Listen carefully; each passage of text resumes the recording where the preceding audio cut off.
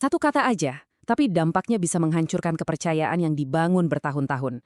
Nah, pertanyaannya, kenapa sih ini bisa terjadi? Kali ini, kita bakal coba cari jawabannya dari sudut pandang yang mungkin nggak biasa ya, yaitu dari sebuah khotbah modern yang mengupas tuntas akar dari pengkhianatan. Pertanyaan ini mungkin buat sebagian dari kita rasanya dalam banget ya. Gimana caranya komitmen yang sakral itu bisa berubah jadi pengkhianatan? Apa sih yang sebenarnya terjadi di antara dua orang di balik pintu yang tertutup? Nah, untuk mengupas topik ini, kita bakal merujuk ke sebuah khotbah Jumat modern. Menariknya, khotbah ini tuh ngajak kita melihat dari dua sisi. Sisi pertama, dia ngajak kita melihat ke dalam, ke hati manusia, mencari apa sih retak-retak emosional yang ada. Terus sisi kedua, dia juga ngajak kita melihat keluar, gimana dunia modern, terutama dengan semua teknologinya, menciptakan tekanan-tekanan baru buat pernikahan. Oke, yuk kita bedah bareng-bareng. Pertama, kita akan lihat dulu diagnosisnya. Apa aja sih akar masalahnya?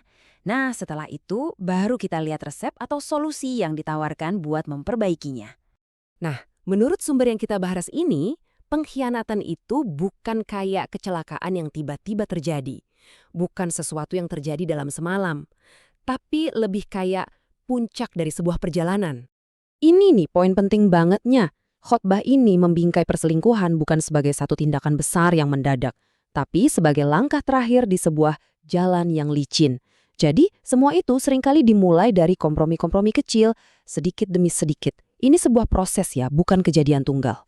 Sumber ini bahkan merujuk pada sebuah hadis yang memecah proses ini jadi 4 langkah. Coba kita lihat ya. Langkah pertama dimulai dari pandangan mata, yang disebut zina mata. Dari mata turun ke kata-kata, atau zina lisan. Nah, dari situ pikiran dan hati mulai ikut bermain, mulai menginginkan, ini zina jiwa. Dan puncaknya, ya perbuatan fisik yang bisa mengkonfirmasi semua dorongan tadi atau menolaknya. Kelihatan ya, eskalasinya itu benar-benar bertahap. Oke, jadi retakan-retakan apa aja sih yang bisa muncul di fondasi sebuah hubungan?